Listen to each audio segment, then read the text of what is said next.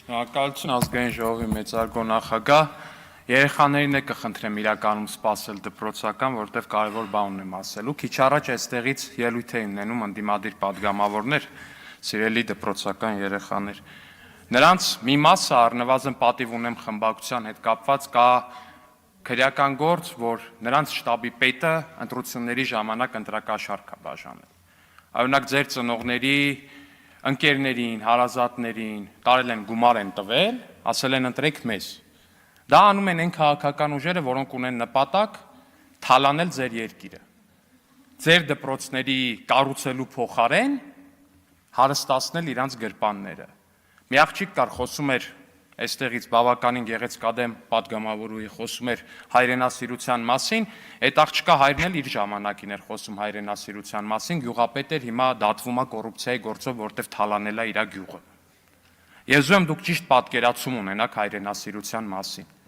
որտեղ մի ուրիշ պատգամավոր էլ Հայկ Մամիջանյանը էլի խոսում էր իշխանությունը հայրենասերների մասին, վերջին անգամ պարոն Մամիջանյանը հայրենասեր բառը օգտագործել է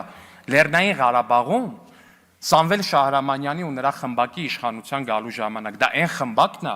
որոնք որ ստորագրել են Լեռնային Ղարաբաղի լուծարումը։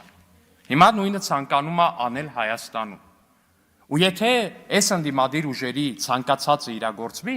մեր դրոշը, մեր գեղեցիկ եռագույնը Հայաստանի Հանրապետությունում պիտի փոխվի։ Սրա փոխարեն կլինի ուրիշ եռագույն սպիտակ երիզով վերևում։ Ու դուք, ձեր եղբայրները, ձեր հարազատները պիտի ինչ-որ մի պահի գնան ու սկսեն Դոնբասում պատերազմել ուրիշ երկրի շահերի համար։ Հավատացնում եմ ձեզ, իրական հայրենասիրությունը Հայաստանի Հանրապետությունը ամրացնելն է, Հայաստանի Հանրապետությունը ամուր պահելն է ու Հայաստանի Հանրապետության դրոշի համար ամեն ինչի պատրաստ լինելն է։ Սա է հայրենասիրությունը։ Ու մի ուրիշ բան էլ ես մի քանի օրը Գյումրիում եմ, գիտեք Գյումրիում էլ կան ձերպես երեխաներ։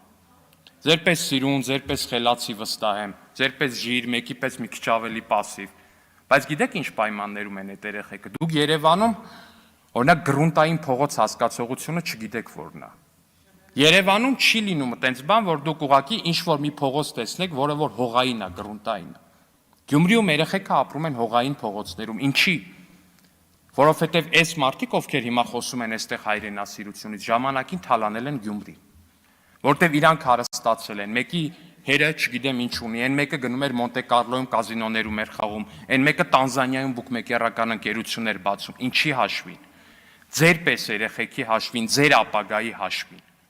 Ու Գյումրիում ու ամբողջ Հայաստանում, երբ որ մենք ասում ենք ընտրեք քաղաքացիական պայմանագիր կուսակցությունը քվյաթերթիկ համար 1, մենք ասում ենք դա մի բանի համար,